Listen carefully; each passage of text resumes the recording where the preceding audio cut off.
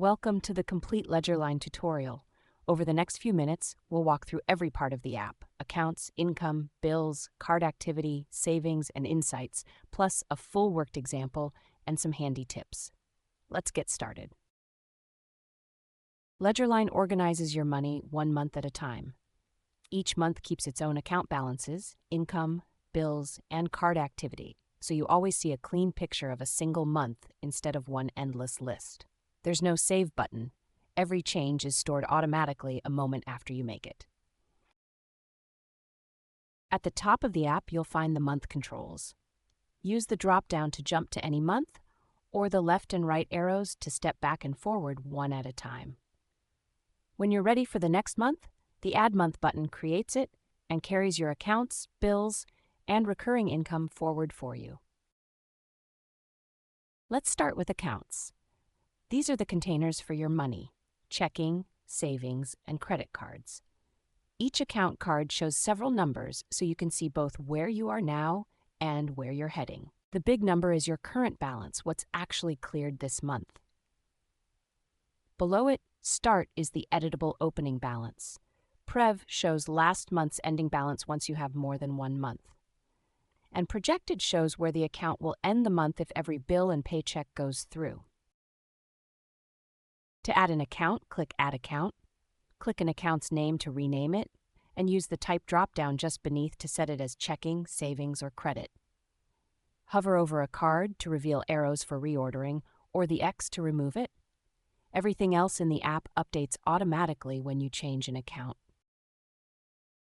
Credit cards work a little differently. The balance shows what you currently owe, and right beside it, in green, is your available credit. You can set an editable limit, and a small usage bar fills up and turns red as you get close to it. Next up, income. This is money coming in: paychecks, deposits, and one-off amounts. Each row has a pay date, description, amount, the account it lands in, and a frequency. To add income, click Add Income, then fill in the pay date, a description, and the amount.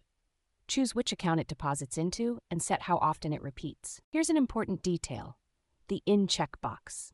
Tick it when the money has actually landed in your account. That's what moves it into your current balance. Leave it unticked, and the income only counts toward your projected figure. The very same idea applies to the Paid checkbox on bills. Frequency controls what happens when you move to the next month. One-time income doesn't repeat. Monthly repeats once on the same day, and bi-weekly continues the 14-day cadence from your last paycheck. So depending on the calendar, a month can automatically get 2 or even 3 paychecks. Now let's cover bills and debts. Money going out, like rent, utilities, subscriptions, and loan or card payments. Each bill has a due date, an amount, and the account that pays it. To add a bill, click Add Bill, then enter a description, the amount, and the due date. Click the Account column to choose which account pays it. When the bill clears, tick Paid. That's what subtracts it from the paying account's balance. If a bill is a payment toward a credit card, use the Pays Card column to link it. Then, when you mark the bill paid, it both debits the account you paid from and lowers what you owe on that card, so you never have to record it twice. A few handy extras: click the link icon next to a bill to attach the biller's website so you can jump straight to paying it. Click any column header to sort by it, and click again to reverse. Use the duplicate icon to copy a recurring bill and the X to remove one. Ledgerline keeps an eye on due dates for you. Unpaid bills that are overdue get a red badge, and ones coming up soon get an amber one. A banner at the top of the app flags them across every month, and you can set how many days ahead counts as due soon, or turn reminders off in settings. The card activity section is for individual day-to-day transactions: the grocery run, a tank of gas, a card payment, kept separate from your fixed bills list. To log something, click Add Activity, choose the card or account it happened on, and pick whether it's a charge or a payment. Then add the date, a description, and the amount. Everything you log here flows straight into that account's balance.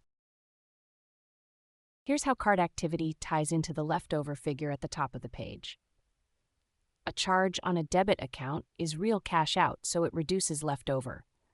A charge on a credit card does not. You'll pay that off through a card bill that's already counted. And payments are just internal transfers, so they don't reduce leftover either. The savings section tracks money you set aside toward a goal, kept separate from your regular bills. Click Add Transfer, choose the savings account, a date, an optional memo, and the amount, and the total saved keeps a running tally for the month. Insights turns your numbers into a picture.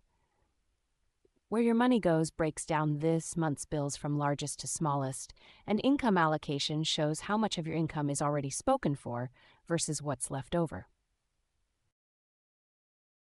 There are 2 more views. Net worth over time charts your total across every month once you have at least 2.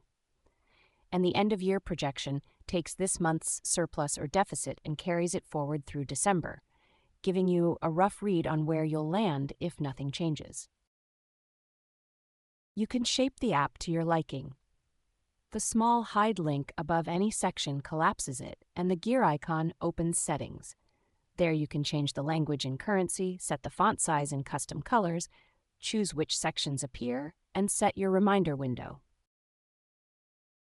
When you add a new month, Ledgerline carries everything forward. Each account's ending balance becomes the new month's start.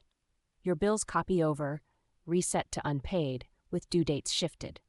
And recurring income continues on its cadence, while one-time income is left behind. Your data is yours to keep.